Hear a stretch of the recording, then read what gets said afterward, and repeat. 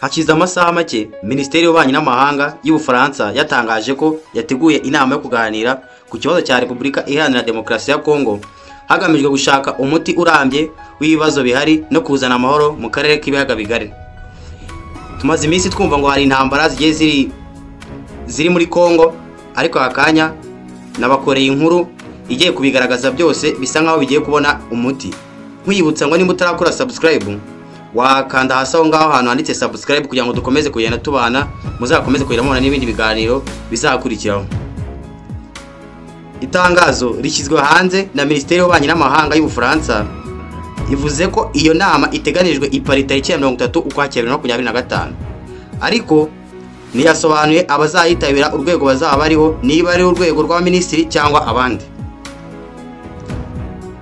Iryo tangazo ryaje rivuga ko inama yateguwe mu bufatanye bwa hafi na Togo, umuhuza w'umuryango wa Afurika yunze ubumwe mu bibazo byo mu karere k'ibiyaga bigari. Ubufaransa kandi bwasobanuye ko intego nyamukuru y'inama ari ugukangurira umuryango mpuzamahanga kugira icyo ukora ku kibazo cy'ubutabazi mu burasirazuba bwa Kongo no mu karere muri rusange. Ubufaransa bwavuze ko iyo nama kandi izaba ari uburyo bwo gushyigikira ibikorwa biri gukorwa byo kuganira no guhuza impande zitandukanye biyobowe na Leta Zunze Ubumwe za Amerika, Qatar n'umuryango wa Afurika yunze ubumwe. Muri iyi nama kandi hateganijwe yuko hazaganirwa ku bufatanye mu bukungu hagati y'ibihugu byo mu karere k'ibiyaga bigari nka kimwe mu byazana amahoro. Uburasirazuba bwa Kongo kandi umaze igihe mu ntambara, ubu harihanganishije abarwanyi ba M23 n'igisirikare cya Kongo. Leta ya Kongo na M23 bagiye basinya amasezerano atandukanye yo guhagarika ubushyamirane n'imirwano, harimo aherutse gushyirwa tariki ya 14 Ukwakira 2025 i Doha, agamije gushyiraho urwego ruhuriweho ruzagenzura iyubahirizwa ry'agahenge mu ntara ya Kivu y'Amajyaruguru na Kivu y'Amajyepfo. Aya masezerano kandi bikomeje kunyura bigaragara ko yagizwemo uruhare na Qatar nkumbaza igihe ari umuhuza hagati ya M23 na Leta ya Kongo, ikaba imaze kwakira ibiganiro byinshi bihuza izi mpande. U Rwanda kandi na Repubulika Iharanira Demokarasi ya Kongo muri Nyakanga 2025 i Washington ku buhuza bwa Leta Zunze Ubumwe za Amerika bwasinye amasezerano agamije kuzana amahoro mu karere k'ibiyaga bigari ndetse no guhosha umwuka mubi wa politike n'uw'intambara hagati y'ibihugu byombi.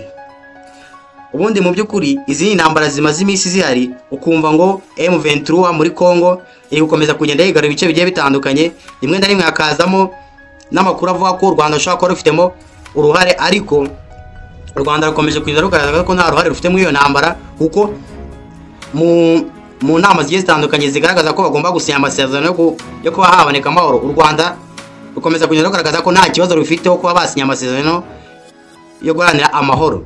Ubu rero Minisiteri y'Ububanyi n'Amahanga mu Bufaransa nibwo yaje kuba ifata umwanzuro yuko igiye gushaka ukuntu basinya amasezerano mu ihoshwa ry'intambara iri hagati ya M23 na Repubulika Iharanira Demokarasi ya Kongo aka kanya, nyuma yuko hashize iminsi umusitari cyangwa se umukinnyi w'amafilime, umukinnyi w'iteramakofe uzwi cyane nka John Cena muri weekend yashize ejo nibwo yaje kuba yagera muri Kongo, kuko yaje kuba yamenya yuko afite igisekuruza. Yabashe kuba yakurikirana amenya ko burya nawe igisekuruza cye ari icyo muri Kongo. Namwe uko mubizi muri Amerika hari abastari benshi babirabura, rero yaje kuba yakurikirana igisekuru cye asanga igisekuru cye ni icyo muri Kongo. Ubwo rero yaje kuba yajyayo, byari ibyishimo bidasanzwe ku bakongomani. Urumva ko bigiye kuza ari ibyishimo byivanga mu bindi, kuko n'ubu Leta y'Ubufaransa igaragaje ko igiye kuba yashaka ukuntu basinya amasezerano mu bikorwa byo kuba byagarura amahoro hagati y'intambara zigiye ziri guhuza Repubulika Iharanira Demokarasi ya Kongo ndetse n'imitwe yitwaje intwaro harimo nka za M23 n'indi igiye itandukanye. Turakomeza kugenda tubagezaho amakuru yandi ari bugenda asohoka, turahababera, ariko niba utakoze subscribe ukomeze kuba wakora subscribe kugira ngo uze kubona aya makuru ku gihe kandi udacitswe na gato. Murakoze.